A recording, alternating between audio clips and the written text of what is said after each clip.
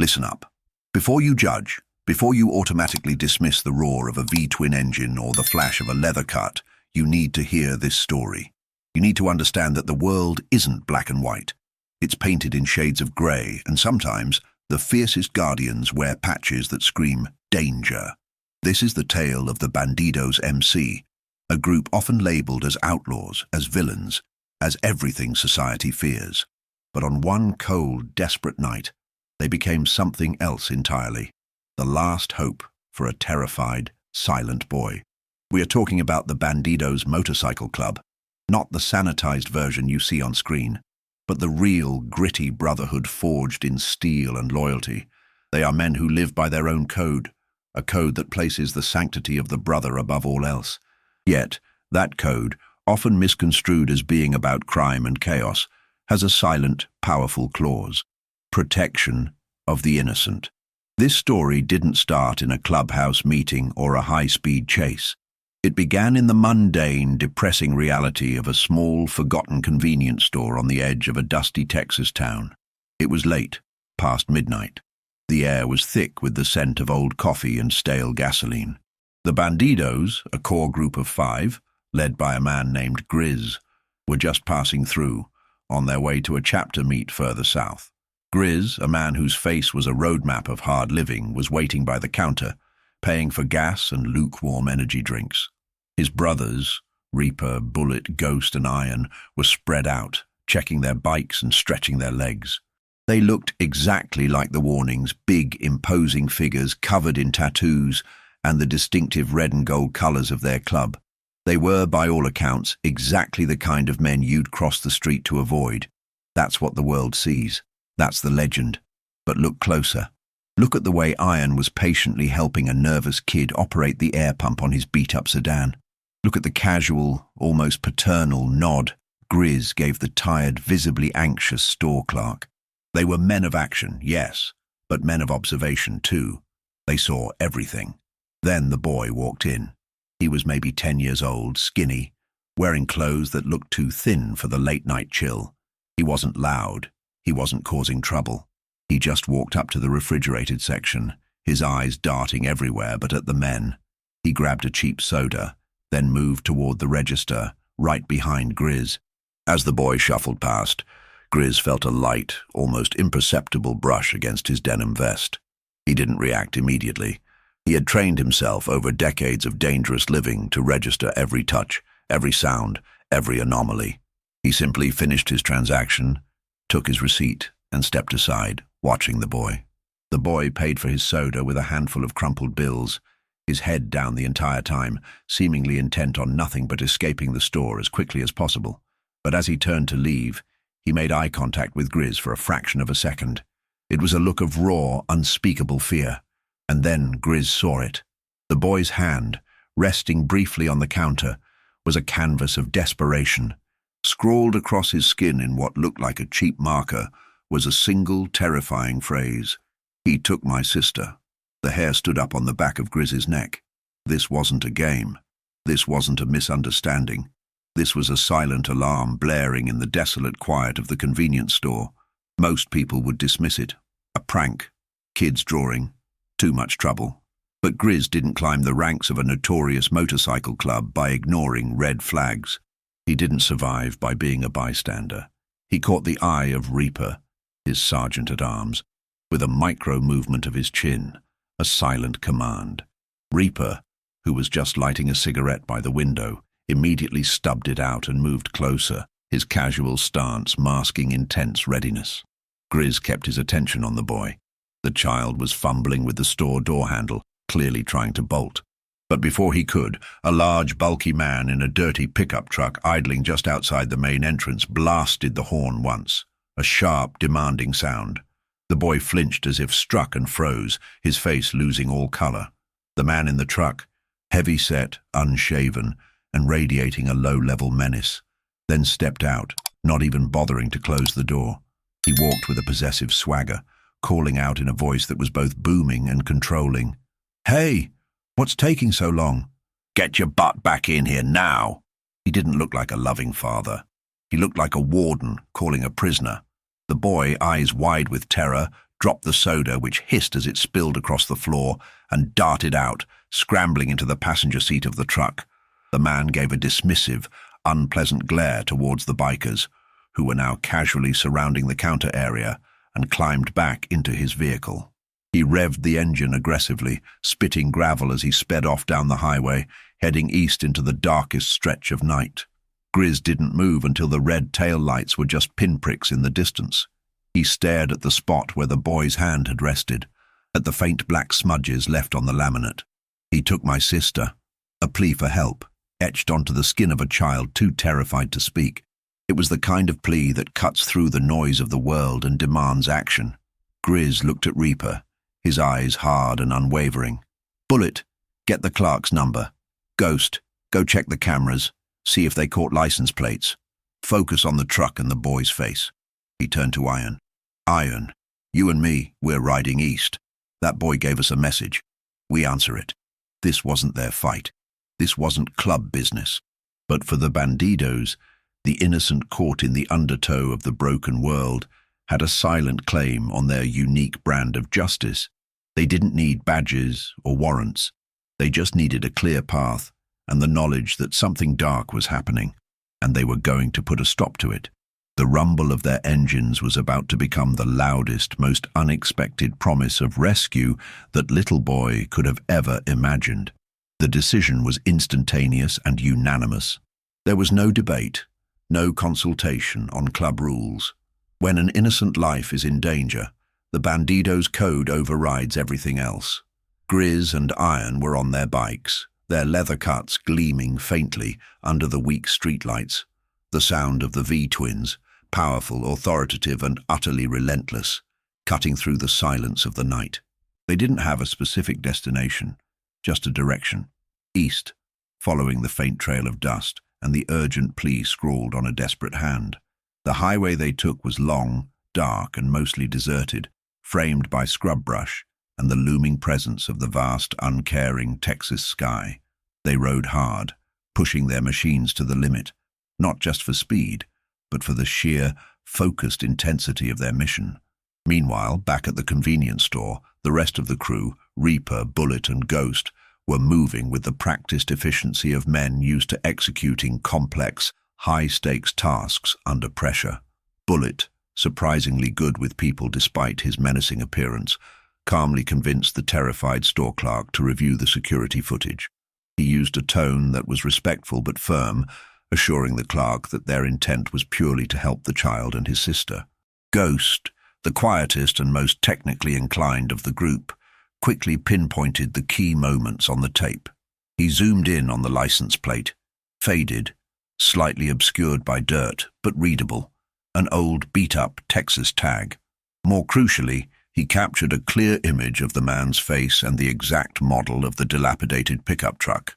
Reaper, overseeing the operation, used a secure satellite phone to relay this crucial information to a network of contacts, not the police, not yet, but a reliable web of individuals who owed the club favors or were generally sympathetic to their brand of unofficial justice across the state.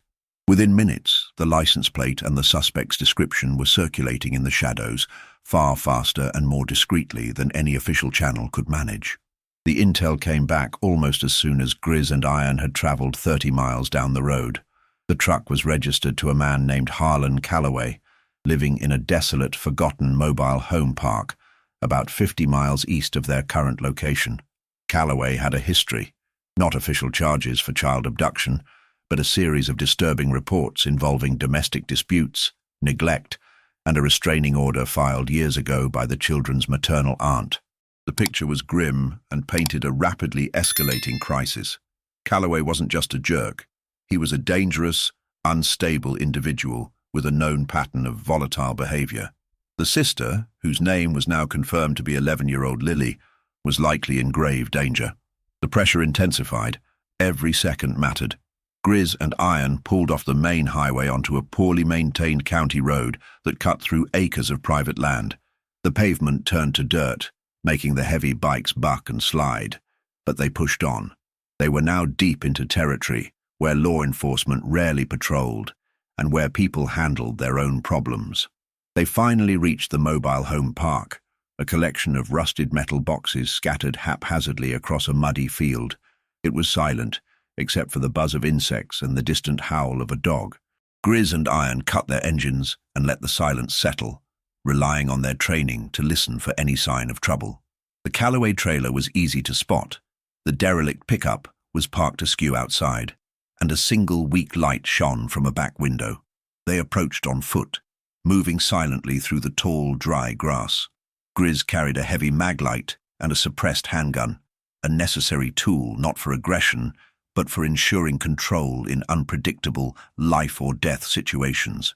Iron, just as imposing, relied on his brute strength and a heavy-duty wrench tucked into his belt. They circled the perimeter. The front door was flimsy, secured by a cheap lock. The windows were either too high or covered by dingy curtains. They focused on the light source, the small back window. Peering through a gap in the dirty curtains, Grizz saw him. Calloway, slumped in a chair, drinking beer and watching a flickering television. The boy, the quiet hero who risked everything, was sitting motionless on a broken sofa, his head bowed. But there was no sign of the sister, Lily. Grizz signaled Iron. They needed entry, and they needed it now, but quietly. A forced entry might provoke Calloway into harming the girl if she was hidden inside. They decided on a calculated distraction. Iron moved to the side of the trailer near the bedroom window and created a sharp, loud scrape, simulating an animal or perhaps a vehicle passing close by. Calloway, irritated by the noise, stood up and shouted, his voice thick with alcohol. "Who's there? Get lost!" He moved toward the front door to check. This was the opening. As Calloway's attention was diverted, Grizz moved swiftly to the back door, positioned right outside the kitchen. He didn't try to pick the lock. He used a practiced, powerful shoulder check against the weak frame. The cheap lock gave way with a splintering crack, muffled by Calloway's angry shouting at the front. Grizz slipped inside, gun raised but pointed low, scanning the room. The air was heavy with the smell of stale beer and neglect. He saw the boy, who looked up with a flash of recognition and a plea for silence in his wide, terrified eyes. Grizz put a finger to his lips, a gesture that conveyed more assurance than any words. He moved past the boy, his focus entirely on the space. Calloway was still yelling by the front door. The boy pointed a trembling finger toward a back closet, tears streaming silently down his face. The closet door was tightly shut and held closed by a bungee cord wrapped around the handles. The realization hit Grizz like a physical blow. Lily was likely locked inside. They had to act. The time for stealth was over. The time for swift, decisive action had arrived. Calloway was only steps away from turning around and finding the intruder who dared to enter his domain. The silence was about to be shattered by the roar of the Bandidos' unique brand of unexpected, uncompromising heroism. Grizz didn't hesitate. With Calloway still distracted, shouting threats into the empty night air by the front door, Grizz moved toward the closet indicated by the boy. He ripped the bungee cord from the handles, the snap of the elastic echoing loudly in the small trailer. As Calloway started to turn, alerted by the noise, Grizz pulled the closet door open. There, huddled in the darkness, trembling and small, was Lily. She was sobbing silently, her face streaked with dirt and fear. The relief that washed over Grizz was instantly replaced by a surge of pure, cold, protective fury. This was not a fight over territory or drugs. This was the defense of a child, and for the Bandidos, that carried a weight unmatched by any other cause. Before Calloway could fully process the sight of the massive biker standing inside his home, Grizz issued a command in a low, gravelly voice that carried absolute authority. "Iron, secure the perimeter." Iron, who had been waiting for the signal, immediately stepped in through the shattered back door, his presence filling the cramped space and instantly escalating the tension.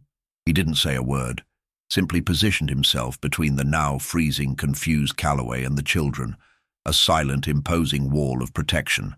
Calloway, realizing he was trapped and facing two men he knew meant serious trouble, tried to bluster. "Who the hell are you? Get out of my house!" His drunken arrogance was quickly dissolving into panicked fear. Grizz, ignoring the man's sputtering rage, knelt quickly to Lily. He spoke softly, keeping his voice calm despite the adrenaline pumping through him. "Hey, little one, we're getting you and your brother out of here. You're safe now, I promise." He guided her out, pulling the boy, who was now clutching his sister, close to his side. The children were his priority. As soon as the two children were behind iron, Grizz stood up to face Calloway. Calloway made a desperate lunge, fueled by panic and anger, attempting to grab the boy, but Grizz was faster. Years of combat, of living on the edge, made his reactions instantaneous. He blocked the man's attempt with an efficient, non-lethal move, neutralizing the threat. Iron took over, not with unnecessary brutality, but with the controlled force required to subdue a struggling, unstable threat. Calloway was quickly and decisively secured. With Calloway under control and the immediate threat neutralized, Grizz pulled out his phone. He contacted Reaper, who was only a few miles away, waiting on the county road. "It's done. Package secured.